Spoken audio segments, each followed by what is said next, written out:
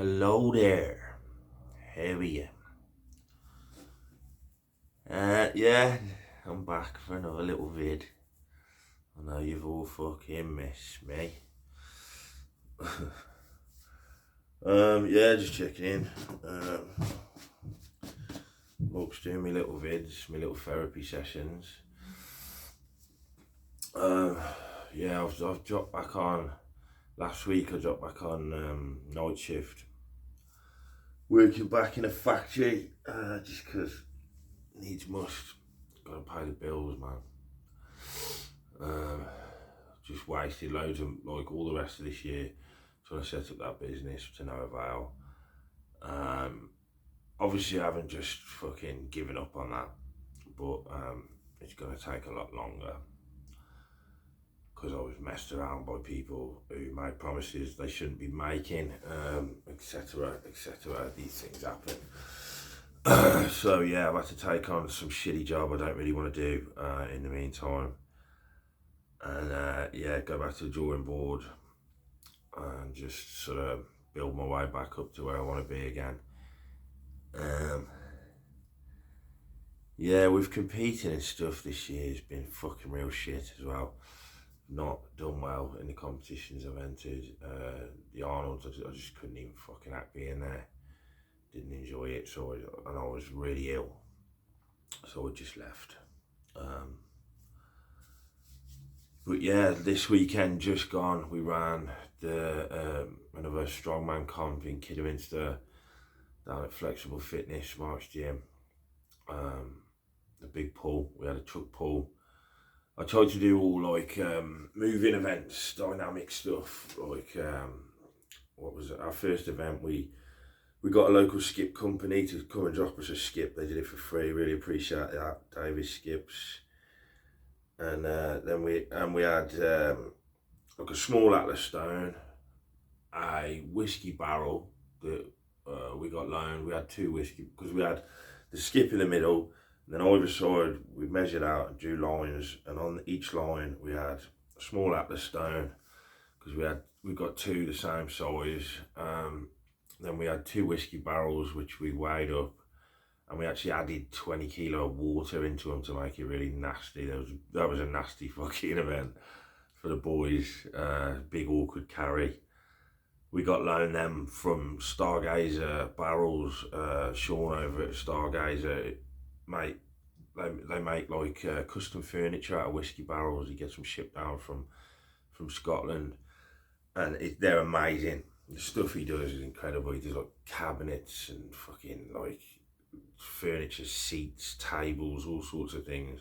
Really talented. So if you're looking for some new furniture, some unique stuff, get in touch with those guys. Stargazer in Kidderminster, just near Mark's Gym. And then a big 100 kilo sack. We got some sacks from Superior Strongman, Les Wiltshire's company over in Worcester. And we put two 50 kilo sandbags in each of the big 100 kilo sacks. Brutal, horrible fucking things, because they're so big and loose. Yeah, and the boys had to race them in. Then we did, the little medley with the sled pull around the waist, running, dragging the sled, loaded up with weight, and then that was straight into the duck walk back, which is fucking horrible. Then we did the yoke run, and then we did the truck pull. We had a big fucking huge big flatbed recovery truck that was lent to us from Mayo's Recovery in Kidderminster. Really, really kind of them to bring that down for us. And we chucked the car on the flatbed as well, and fixed the rope up to the Land Rover. And it was like the ground isn't even there, so they were fighting uphill over a lump. They get the momentum going as it drops a bit, and then it goes up again. So it was a fucking nightmare for the boys. Fair play to all of them. They put everything into that. They really had to graft. Yeah, that was tough, man. So, like it was great to watch. The boys really put the effort in. And then we had a tie for the win. Steve and Craig tied for the win. So we had a deadlift off to see who the winner was. I put 200 kilo on the bar and they had 60 seconds. And Steve came out victorious. Well done, mate. Fucking awesome performance. Loved your energy that you brought to it as well, you know, cheering on all the other competitors, really getting stuck in, really enjoying the event. It was brilliant. We had some nice food put on. We got let down at the last minute by Fat Eddie's. So we got another guy in, Calibria, I think he's called. He does like these handmade pizzas and hot dogs with pizza base instead of the bun. Beautiful, lovely stuff. Really appreciate those guys for coming down at the last minute and filling in for us. Great weekend. We had a great turnout. I wasn't expecting it in October. Freezing cold day in fucking Kidderminster, October. But there was loads of people coming down to watch. Really, really good. Yeah, I love stuff like that. Keeps me going, man.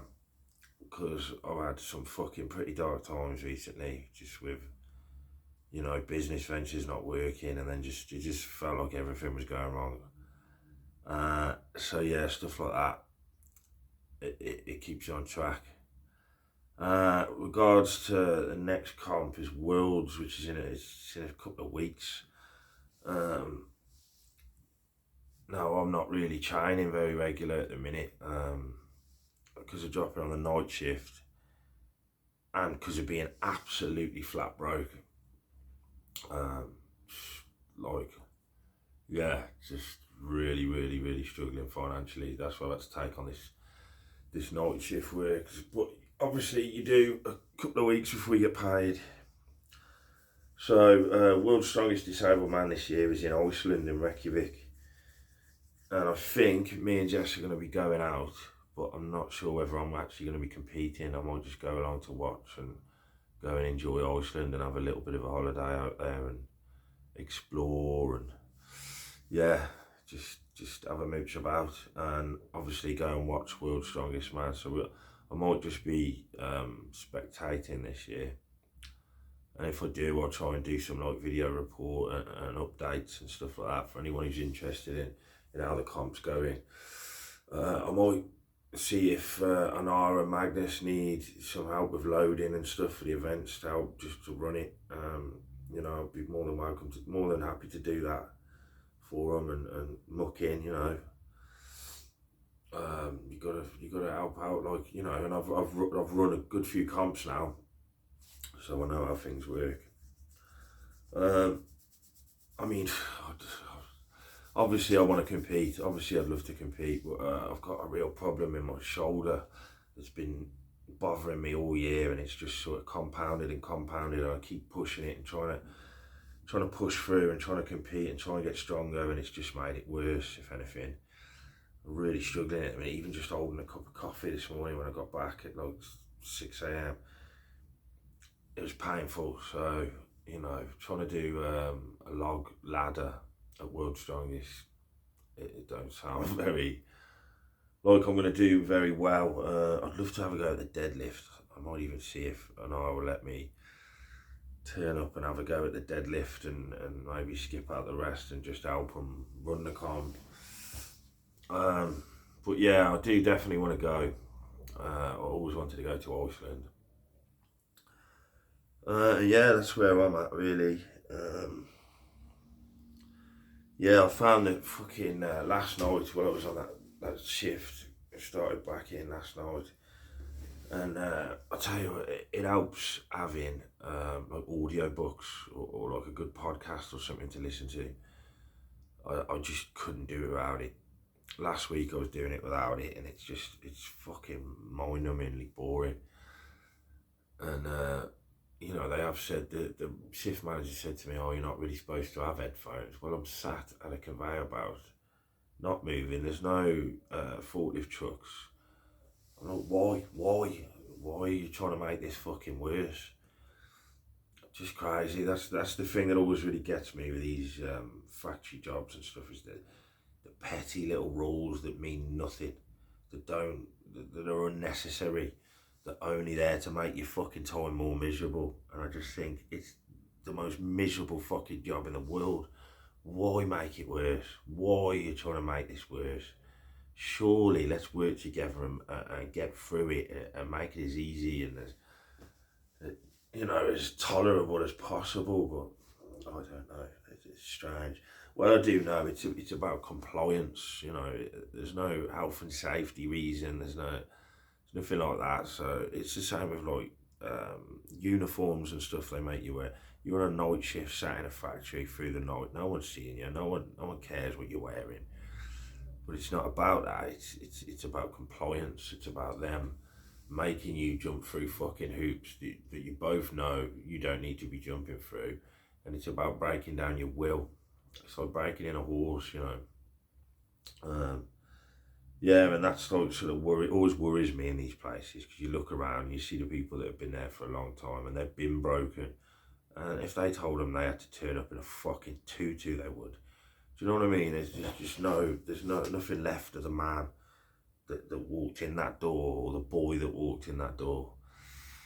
And last night there was like a new kid that started, and I swear I was thinking, fucking hell, I know I wasn't that wet when I fucking first went into work. Obviously you're a kid and you don't really know what's going on when you first start working. But this kid, man, I said to him, I was first night, he's like, yeah. And I said, oh, how you find this boring, innit? He's like, oh no, it's not too bad. I was like, okay. And then I said, oh, where were you before? And he was like, oh, this place, the forest fencing place. And I said, oh, where's that? Is that over in Starport, the next town?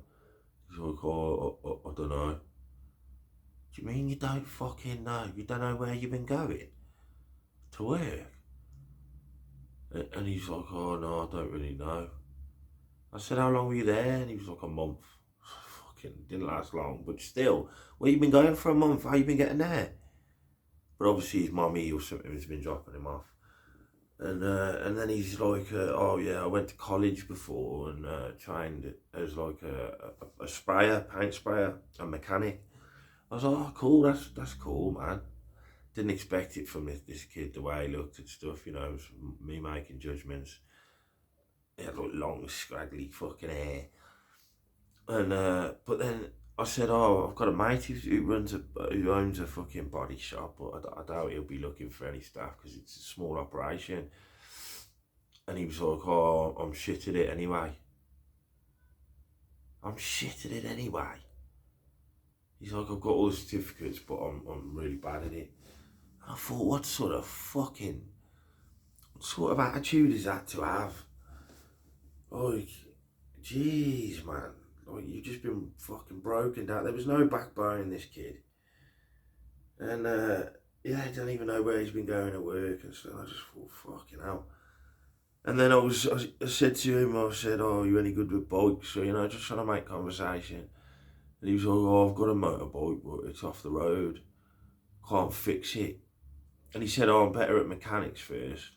And then said, oh, I can't fix me bike. I thought, fuck, it's like a little 50cc fucking thing. Like, what's difficult to fix? He was like, oh, one of the gaskets gone. And I said, oh, which one? Because he was talking about he'd changed the pipes on the back, and there's a gasket there where that seals. Well, there's like 4 on mine, because I've got obviously 4-cylinder. And he was, oh no, not that. It's like where the engine, the top of where the cams are. It's like the head gasket. And at first he went, oh no, and then he's described to me the head gasket. And I thought, you just freshly qualified, fresh out of college, you don't know what the head gasket is on your engine. Mate, what sort of fucking youth are we bringing into this fucking world, man? Like, just a clueless little... And I don't want to shit on some young kid, you know what I mean? But like, just so wet, so fucking... Just no one there. You're trying to have a fucking conversation, a bit of a laugh with him, and he's just like a rabbit in the headlights. Just fucking hell, man. Everyone's livening up these young'uns, man. And like, you've gone to college. Surely, like, have a bit of fire, have a bit of passion in you. When I was a kid, I had a bit of fire, a bit of passion. yeah, I'm into this. And you wouldn't shut me up about that thing then.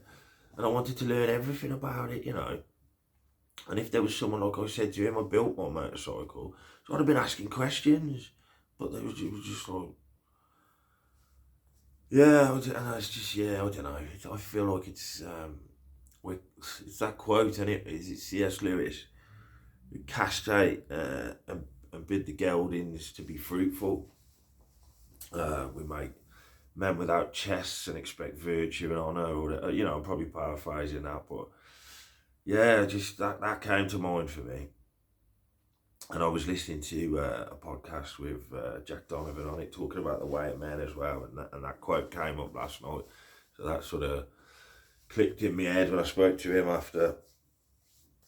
But also I was listening to a podcast last night. It's like a 10-hour, 1 hour episodes, and there's 10 of them in a series about Shackleton, Ernest Shackleton. I'm really enjoying that. I got to episode 5 last night, just after. He's still on the Nimrod expedition. Fucking brilliant, man. Like, and most of those lads on there are like 20, 21, young boys. And they got so much passion and drive in them. I mean, they're discovering the Antarctic. Do you know what I mean? They're fucking risking their lives every single day, trekking across fucking uncharted ice and snow and mountain ranges. There's like 180 mile an hour winds and like 40 below zero fucking temperatures. Like, these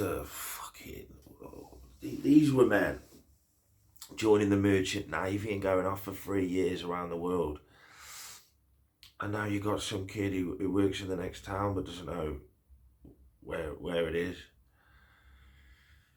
You know, I don't know, it's all cliched and stuff now. Everyone does it, shits on the fucking younger generation. I know they've got different pressures that they go through in terms of, you know, internet bullying and shit that we didn't have when we were kids. But my God, man, someone needs to put a fire up these boys, and they need to liven up, and you know, because traditionally it's the men that forge the way, and I suppose everything's been discovered.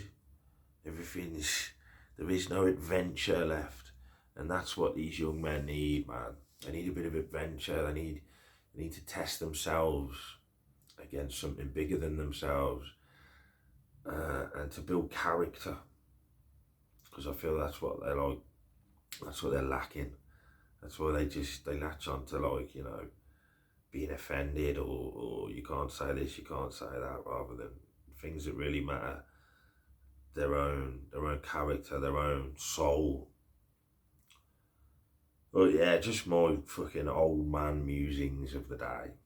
I'm gonna try and go down the gym now and pull some dead, see how I feel. My back's been fucking killing me. Sitting down all night. It's fucking deadly. I've lost a bit of weight. I've been trying to strip off a bit of weight because I was uncomfortable carrying all that weight. So I'm currently on a bit of a cut. But yeah, still need to train hard. So I'm going to try and get down to Marks now and have a little session and then get back, eat, and back on the night shift tonight. Hope everyone's doing good. Yeah, and I hope you're all staying strong and reading good stuff, and feeding the mind as well as the body. And yeah, I said it the other day as well. I put a post up on like Facebook saying that I was doing some strongman training down at Marks, and anyone was welcome to come down and join me, because I get people message me all the time asking if they can come and work in with me. And then I put up a post like that and 0 people turn up. Now, it's something I want to do. It's something I'd like to get a little crew together and start training and getting stronger together. But you got to show fucking up, and it can't be on your time scale. It's on mine. You got to work with me. So yeah, if you do want to get in touch and we'll get you stronger. But you got to show up, man, because I ain't got the patience. Anyway, be relentless.